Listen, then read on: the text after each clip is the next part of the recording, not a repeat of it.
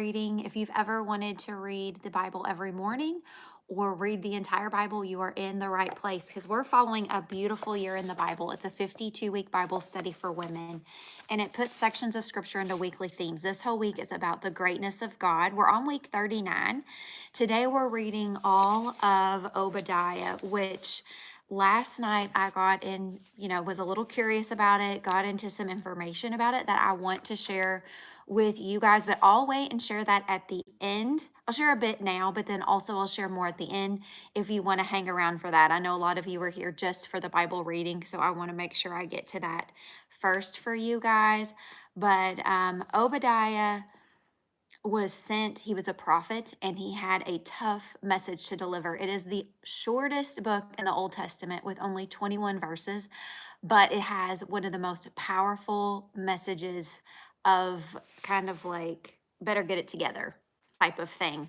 So I'll share more about Obadiah, who he was, at the end of today's reading. My reflection question for you is this: how does this short book challenge me to think about pride and how I treat others? If you are interested in this printable, it is free. It is linked below, but I make one of these for you guys every week that you follow along. So it's there. All right, let's just get right to it. Oh, another thing I want to tell you, if you're new, we meet every morning at 5:30, except for this week because I'm on a different schedule. But during the week, it's 5:30. We go live, and then the weekend is later, random times. And obviously, this week's been random times.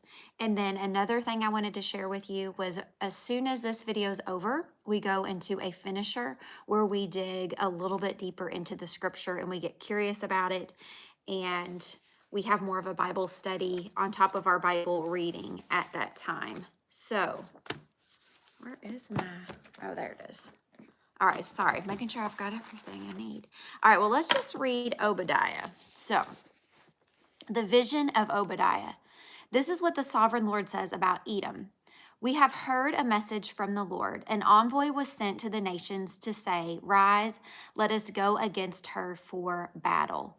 Now, I do need to tell you this. So I found out yesterday in my reading, Edom is the name that Esau got after that whole thing with Esau and Jacob, like a while ago back here. So Esau and Jacob, it was the birthright. It was for the red, that stew. They call it the red stew. So Edom means red, which was the name that Esau got. So after that point, now we have the Edomites and we have Jacob's line, the Israelites. And basically what happened when Israel was trying to make their way to Canaan through that, wilderness and wandering through all that, Edom, the Edomites had their land kind of established in a certain place. It says here, like in this rock, but it was on this mountain where nobody could like get through. And so the Israelites were trying just to get through that space, and the Edomites would not let them. So that was a no-no. And God's like, you're going to see what he says about it here in just a minute. So we have heard a message from the Lord. An envoy was sent to the nations to say, rise, let us go against her for battle. See, I will make you small among the nations. You will be utterly despised. The pride of your heart has deceived you, you who live in the clefts of the rocks. And later today, I'll tell you specifically where the clefts of the rocks are. And make your home on the heights, you who say to yourself, who can bring me down to the ground? Though you soar like the eagle and make your nest among the stars, from there I will bring you down, declares the Lord. If thieves came to you, if robbers in the night, oh, what a disaster awaits you. Would they not steal only as much as they wanted? If grape pickers came to you, would they not leave a few grapes? But how Esau will be ransacked. So again, Esau's line is Edom and the Edomites. His hidden treasures pillaged. All your allies will force you to the border. Your friends will deceive and overpower you. Those who eat your bread will set a trap for you, but you will not detect it. And that day, declares the Lord, will I not destroy the wise men of Edom, those of understanding in the mountains of Esau? So they've made this place in the mountains that's pretty secure. That's what he's saying. Like, I know you feel you're above all, you're soaring with the eagles, you've been safe from this, but no more. Your warriors, Teman, will be terrified, and every one of Esau's mountains will be cut down in the slaughter because of the violence against your brother Jacob. It's just crazy to me that here we are. Of course, so many times in the Bible, it like lines up or parallels to another time, right? It's not actually like in this order.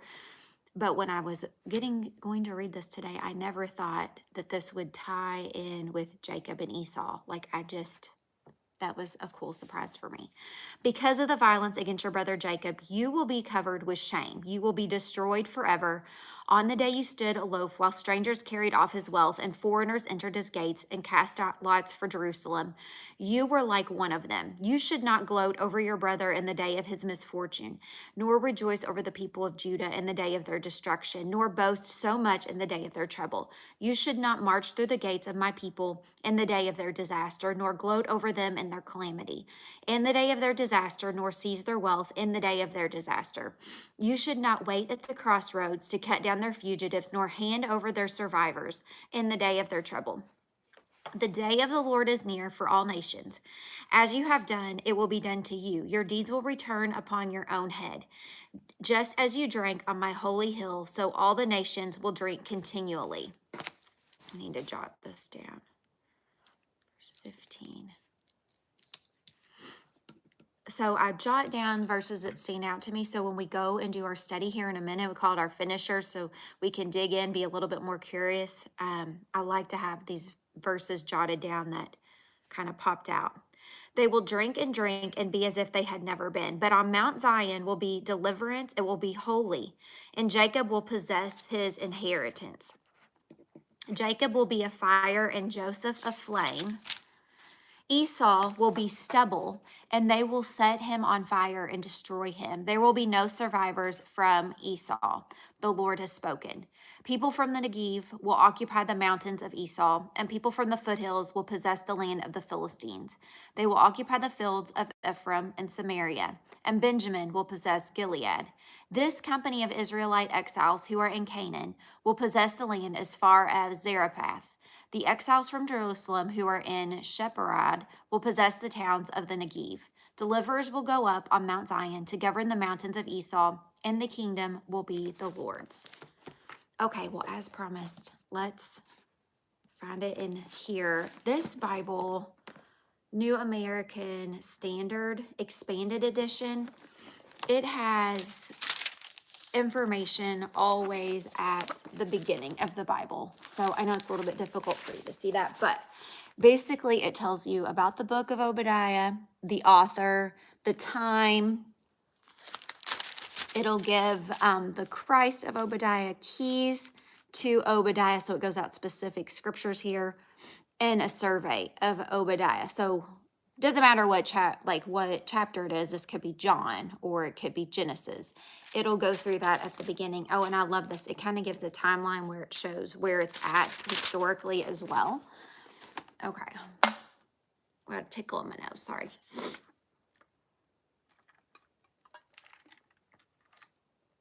All right, so let's talk about Obadiah. And here's how it started off when I was reading this last night, just to get a little curious about our reading today.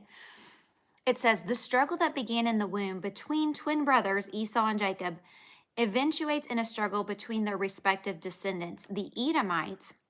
So that's Obadiah is a man who is a prophet, and it says that he's probably not a priest, probably not a king, because his father's never mentioned. So he goes to them, and this is what he's saying from the Lord. He's like giving them the message, right? It says he's just a little known prophet describing their crimes, tries their case, and pronounces their judgment, which is going to be total destruction. And basically the Edomites, they stubbornly refused to help Israel, first during the time of wilderness wandering, and then later again during a time of invasion. So they are roundly condemned by Obadiah. Let's see. There's so much here, but I want to share with you about this. So he probably lived in the southern kingdom in Judah. Again, nothing was really known of his town or his family, but it says it's not likely that he came from a kingly or priestly line because his father is never mentioned. There's also 13 Obadiahs in the Old Testament, and then the scholars have been out to attempt to figure out like who's who. We're going to skip through that part, but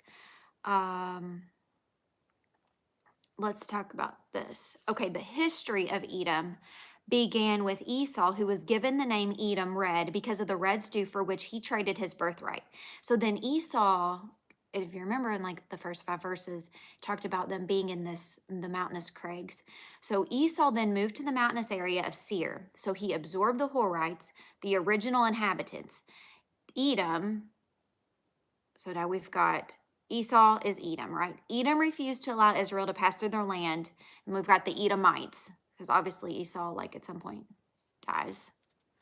The Edomites opposed Saul and were subdued under David and Solomon. They fought against Jehoshaphat and successfully rebelled against Jehoram. They were again conquered by Judah under Amaziah, but they regained their freedom during the reign of Ahaz. Edom was later controlled by Assyria and Babylon, and in the 5th century BC, the Edomites were forced by the Nabateans to leave their territory. Then the enmity between Esau and Jacob continued, and Herod's attempt to murder Jesus, still tying all this in together. Then it said, ironically, the Edomites applauded the destruction of Jerusalem in 586 BC, but died trying to defend it in AD 70. And then after that time, they were never heard of again. I wanted to find the part where they were in, well, maybe that was it, where they were in the crag. The crag. Okay. I think that was all the extra that I wanted to share with you guys, but basically no matter where they were positioned, how great they were doing, they messed up. That was done. God was bringing total destruction on Edom, and that's what Obadiah is saying. Like, no, there will be no survivor of the house of Esau. And then again, there's no mention of it. They'll be cut off forever. And like, I think that's really the end. There's no mention of it ever again. So that is that. Well, thanks so much for hanging out today and joining me for our daily Bible reading. I hope that you have a wonderful rest of your day. Be sure to head on over to the Finisher next, where we are going to do the Squad Bible Study Method, SQUAD. I'll explain that over there, but head on over there next. We'll be going live for that, and I'll see you guys over there. Bye.